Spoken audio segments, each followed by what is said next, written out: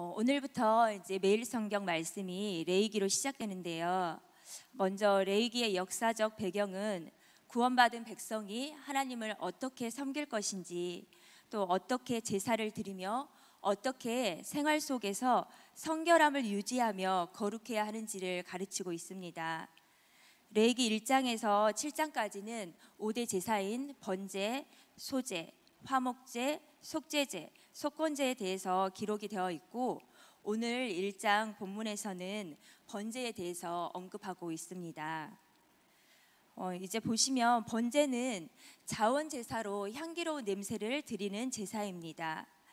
2절에 보시면 누구든지 여호와께 예물을 드리려거든 가축 중에서 소나 양으로 예물을 드릴지니라, 이렇게 되어 있는데, 예물을 드리려거든, 그러니까 이게 의무가 아닌 자원하여 자발적으로 드린다는 것을 알 수가 있고, 또 번제물은 자신들의 경제 형편에 따라서 소나 양, 염소, 비둘기로 주로 집에서 정성껏 기르는 온순한 동물들로 특별히 흠없는 수컷으로 정해져 있습니다. 4절에 보시면 그는 번제물의 머리에 안수할지니 그를 위하여 기쁘게 받으심이 되어 그를 위하여 속죄가 될 것이라. 먼저 예배자는 번제물의 머리에 안수를 하게 됩니다. 제사장이 하는 것이 아니라 그 예배자가 직접 머리에 안수를 하는데, 안수의 의미는 번제물과 예배자가 하나로 일체가 되어서 나의 죄를 번제물에게 전가시키는 행위라고 보면 되는데, 내가 지은 죄를 안수함으로써 번제물에게 나의 죄가 전부 다 옮겨진다는 것입니다. 그래서 이제 죄를 전가받은 그 번제물을 하나님께 드림으로 나의 죄를 모두 속죄함을 받는다는 것입니다. 5절에 보시면 그는 여호와 앞에서 수송아지를 잡을 것이요, 아론의 자손 제사장들은 그 피를 가져다가 회막문 앞 제단 사방에 뿌릴 것이며, 이렇게 나와 있는데, 그러니까 다른 곳에서 번제물을 다 잡아서 가져오는 것이 아니라 여호와 앞에서 안수하고 또 여호와 앞에서 직접 잡는 행위를 다 하게 됩니다. 그리고 6절에는 가죽을 벗기고 각을 뜰 것이요.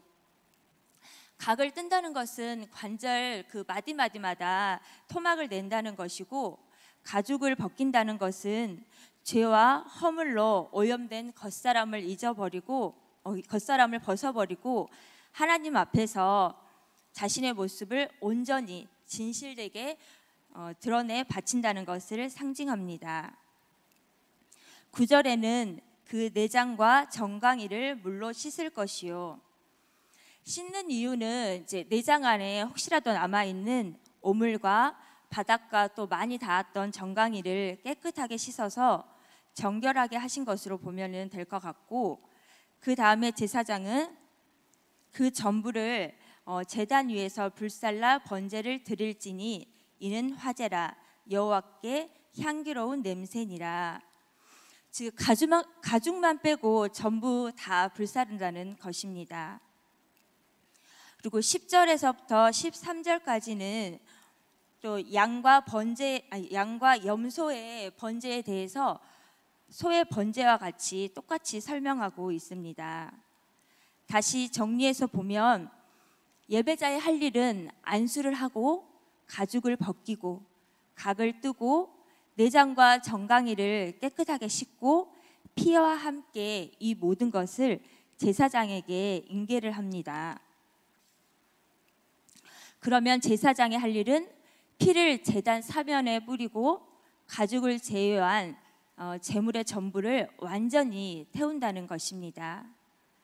그리고 14절부터는 이제 새의 번제에 대해서 설명하고 있는데, 하나님께서 보잘것없고 흔한 새까지도 제사 예물로 허용하신 것은 경제적으로 어려운 자들을 위한 특별한 배려라고 볼 수 있습니다. 그리고 새는 이제 처음부터 끝까지 제사장에 의해서 집례가 되었는데, 이처럼 보잘것없는 제물에 오히려 가장 큰 정성이 요구되었던 것은 가난한 자들의 예물이 결코 소홀히 다루어지지 않게 하기 위한 하나님의 크신 배려이며, 하나님께서는 가난한 자들의 작은 예물을 기뻐 받으신다는 사실을 가르쳐 주기 위함이라고 볼 수 있습니다. 이렇게 구약 시대에는 동물을 통해서, 그리고 신약 시대에는 예수님이 십자가에서 죽으심으로 우리의 죄를 단번에 해결하셨는데요. 그럼 저는 여기에서 예수님의 십자가 사건에 대해서 조금 묵상을 하게 되었습니다. 그 많이들 하셨을 텐데 만화 사도신경을 보시면 예수님의 고난의 범위에 대해서 세 가지로 나누어서 말씀을 하고 있습니다. 첫째, 예수님은 한 인간이 겪을 수 있는 가장 큰 육체적인 고통을 당하셨다고 말씀하십니다. 둘째, 예수님은 가족과 친척에게 오해를 받으시고 사람들에게 수많은 비방과 모욕과 욕설을 받으셨으며 12 제자들에게 버림을 당하는 가장 극심한 정신적인 고통을 당하셨습니다. 셋째, 하나님께 완전히 버림받음을 당하신 가장 최고의 영적인 고통을 당하셨다는 것입니다. 이렇게 한 인간이 겪을 수 있는 가장 큰 육체적, 정신적, 영적인 고통을 당하셨는데 이는 우리의 고난을 대신하여서 예수님이 다 받으셨다는 것이지요. 죄의 삭은 사망이라 반드시 죽어야만 해결이 되는데 예수님은 자신의 죄 때문이 아니라 우리를 대신하여 죽으셨다는 것입니다. 여기에서 예수님의 십자가형을 살펴보면은 십자가 처형은 당시의 수많은 사형 방식 중에서 반역자들에게 내려지는 가장 끔찍한 형벌이었습니다. 수많은 사람에게 수치와 조롱을 당하는 부끄러운 죽음이었으며 십자가는 반역에 실패한 자들을 공개적으로 처형하면서 가장 무섭고 처절한 고통을 맛보게 함으로써 다른 사람들에게 경고를 주는 사형 방식이었습니다. 그리고 십자가에 달려 죽는 것이 하나님의 저주를 받는 죽음이라는 의미를 담고 있습니다. 바로 죄인된 우리가 죄값으로 받아야 하는 하나님의 저주, 즉 하나님의 심판과 형벌을 예수님이 대신 받으신 것입니다. 예수님의 십자가 죽음으로 이제 우리의 죄의 형벌은 모두 해결이 되었고 더 이상 죄의 종노릇하지 않을 뿐 아니라 죄의 권세에서도 우리는 완전히 해방이 되었습니다. 우리가 예전에 인카운터 수양회를 가면 항상 그 예수님 십자가의 영상을 많이 봤었는데요. 한 번은 저는 이제 그 영상을 많이 그렇게 수없이 봤음에도 그 한때 어떤 새로운 것을 느낀 적이 있었습니다. 예수님이 막 채찍에 맞아가며 살점이 떨어져 나가고 예수님이 우리와 똑같이 육신을 갖고 계셨기 때문에 그 고통을 고스란히 정말 너무나 그 고통을 이렇게 느끼시고 계셨는데 예수님께서 채찍에 맞으시고 쓰러지시면 그냥 주저앉는 게 아니라 다시 일어서시는 거예요. 그런데 일어서시면은 또 다시 조롱을 당하면서 또 채찍에 맞으시잖아요.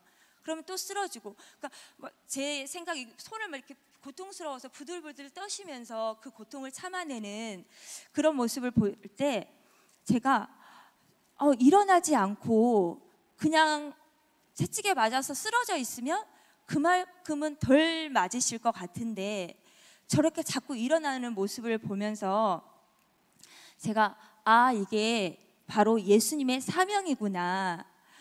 사명이 바로 내가 하고 싶고 하기 싫고를 떠나서 반드시 내가 꼭 해야만 하는 게 바로 사명이구나.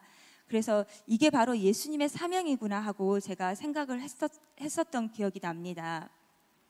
제가 그때 하나님 과연 사명이란 무엇인가요? 또한 제가 해야 될 일은 무엇인가요? 이거를 이렇게 기도하고 있을 때라서 하나님께서 그 영상을 통해서 저에게 그렇게 보여주시고 말씀하셨던 것 같습니다. 다시 성경 본문으로 돌아가서 그 예배자의 번제물 준비 과정에서 한편으로 보면 가죽을 벗기고 각을 뜨고 이렇게 너무 잔인한 모습으로 연상이 될 수도 있는데, 왜냐하면 그 각을 뜬다는 게 아까 관절 마디마디 토막을 낸다고 했잖아요. 그래서 저는 순간 그 뭐 살인 사건, 뭐 토막 사건 이게 딱 연상이 되더라고요. 그렇게 잔인한 거니까. 그런데 이 모든 것이 나의 죄로 인한 결과라는 것을 우리는 인지해야 합니다. 이런 행위들을 직접 체험하고 봄으로써 자신을 전적으로 바쳐드리는 헌신의 삶을 고백해야 하며, 죄의 결과가 이렇게 고통스럽구나, 또한 이렇게 끔찍하구나 이렇게 느끼면서 내가 이렇게 죽을 수밖에 없음에도 불구하고 하나님이 나를 너무너무 사랑하셔서 번제물에게 죄를 다 전가시킴으로 나의 죄를 해결하시는 하나님의 속죄의 은총을 우리는 다시 한번 생각하고 감사해야 한다는 것입니다. 이제 말씀을 정리해 봅니다. 번제의 상징은 제물이 완전히 불살라진 것처럼 주님께서 흠없는 어린 양으로 십자가에서 자신의 생명을 스스로 바치신 완전한 헌신이라고 볼 수 있습니다. 그래서 우리는 하나님께 인생 전체를 드려야 합니다. 즉 번제 인생을 살아야 한다는 것입니다. 그런데 하나님의 은혜를 생각할 때 우리는 과연 무엇으로 하나님께 보답을 할 수 있을까요? 사실 우리는 하나님을 위해서 감히 무엇인가로 보답할 수 있는 존재는 아니라고 생각합니다. 하지만 그럼에도 불구하고 그러한 마음을 하나님께 아낌없이 우리는 표현해야 된다고 생각합니다. 표현의 방법은 각자마다 다를 거라고 생각하지만, 단지 하나님께서는 영혼 구원을 가장 기뻐하시기 때문에 오늘도 우리는 날마다 영혼 구원의 중심을 가지고 살아가야 한다는 것입니다. 오늘도 각자의 현장에서 각자의 방법대로 전도자의 삶을 살아가며 승리하는 우리 성도님들이 다 되시길 주의 이름으로 소망합니다. 제가 준비한 말씀이 되게 빨리 끝났네요. 사실은 이제 제가 새벽 예배 저희가 작년 순서를 제가 생각을 해가지고 계산을 해서 1월 달에 준비를 하고 있었어요. 준비를 다 열심히 해놨었는데 주보에 보니까 제 이름이 안 올라오는 거예요. 그래서 이제 교구장 그 회장님께 전화를 드렸더니 순서를 다 바꾸셨대요. 순서를 바꾸셔가지고 제가 이제 3월 1일 날 한다고 말씀을 하시는데, 이제 3월 1일이면 우리가 매일 성경이 바뀌잖아요. 말씀이 뭔지를 모르겠는 거예요. 그러니까 이제 부족하니까 미리서 이렇게 준비를 해야 되는데, 그런데 제가 이 방법 저 방법 다 찾다가 말씀을 찾아냈어요. 그것도 대단하죠. 누가 그러더라고. 제가 말씀을 찾아냈다 했더니 어떻게 찾아냈냐고. 근데 이제 마음에 이 말씀이 진짜 맞나? 이제 그러면서 나름대로 이제 계속 이제 준비를 이렇게 하고 있었는데, 이제 매일 성경도 여기서 신청하기 전에 이제 서점에 가서 사가지고 왔는데 레이기가 맞아요. 근데 그제 주일날 어제 어제 목사님 새벽 예배 하시면서 내일부터 새로운 거 고린도전서라고 하셔가지고 제가 또 순간 매일 성경을 잘못 샀나 막 이랬었거든요. 그러면서 그러니까 그래서 이제 제가 레이기서 말씀을 이제 준비하면서도 하나님께 감사했어요. 하나님, 제가 레이기는 무작정 너무 어렵고, 그런데 이제 또 하나님께서 또 그러니까 그때 그 회장님께서 저한테 말씀하셨거든요. 다 준비를 하셨으면 이제 그냥 이렇게 그 순서를 좀 바꿔서 해도 되니까 양해를 구해봐라. 그래서 제가 조금 고민을 하다가 아니죠, 뭐 저한테 뭔가를 하나님께서 합당한 말씀을 주시겠지요 하면서 이제 이렇게 해서 제가 스스로 준비하면서는 많이 은혜를 받았고, 이제 제가 코로나 시대에 코로나로 인해서 좀 많은 사람들이 변화가 있지만 저 또한 개인적으로 뭐 이렇게 도전을 하게 되고 이렇게 환경의 문들이 열려서 새로운 길들을 가는 이런 계기가 되었어요. 그래서 제가 이제 간호학을 전공을 하고 이제 간호사로 있다가 결혼을 하면서 이제 그만뒀고, 또 이제 그때 제가 공무원 8급 간호직 공무원 준비를 하고 있다가 저희 교회를 만났었거든요. 그래서 그때 전도자의 길이 이제 정말 나하고 너무 먼 길이다 생각을 하고 있었는데, 이제 그때부터 이제 복음 안에서 계속 하나님 앞에 달려왔던 것 같아요. 그러면서 또 새로운 이제 이렇게 리더스쿨 교사로 하나님 앞에서 후대 사역에 계속 쓰임을 받다가, 이제 코로나로 인해서 이제 교회 시스템이 많이 이렇게 이제 스톱이 되어 있었고, 이제 그 뉴스에서도 계속 이제 인력이 뭐 병원에서 인력이 부족하고 이런 것들을 보면서 제가 이제 마음에 계속 하나님께서 그런 생각들을 주시는 거예요. 그 간호사 자격증으로 뭔가를 해야 될 것 같은 생각이 들어가지고, 그렇다고 해서 뭐 제가 막 본격적으로 병원을 알아보고 그러진 않았어요. 그러니까 너무 오랫동안 쉬고 있어가지고 한 17년 정도를 쉬었기 때문에 그동안에 병원 안에도 많은 이제 시스템들이 변화가 생겼고, 다시 제가 가서 한다는 게 이제 많이 두려움이 있었거든요. 그런데 이제 우연히 이제 저희 집 가까이에 이제 병원이 생겼고, 그때까지만 해도 리더스쿨 수업을 해야 되기 때문에 이제 뭐 이렇게 하루 종일 이렇게 일을 할 수 없는 상황이어서, 그런데 이제 오픈 병원이 있어가지고 제 다 시간을 맞춰준다 그래서 제가 파트타임으로 해가지고 이제 오전만 이제 일을 하게 되었어요.